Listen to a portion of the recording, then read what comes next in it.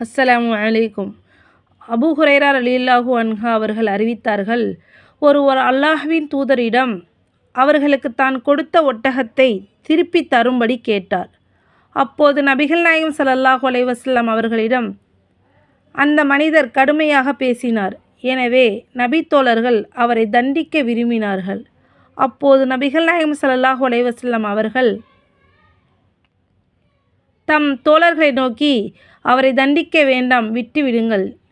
ஏனெனில் ஒருவர் தனக்கு கடன் தர வேண்டியவரிடம் கடுமையாக பேச உரிமையுண்டு. அவருக்காக ஓர் ஒட்டகத்தை வாங்கி அவரிடமே கொடுத்து விடுங்கள் என்று கூறினார்கள். நபி தோழர்கள் அவருக்கு தர வேண்டிய ஒட்டகத்தின் வயதை விட அதிக வயது உடைய ஒட்டகம்தான் எங்களிடம் இருக்கிறது என்று கூறினார்கள். அதற்கு நபிகள் நாயகம் ஸல்லல்லாஹு அலைஹி வஸல்லம் அவர்கள், அதையே வாங்கி அவருக்கு கொடுத்து விடுங்கள்.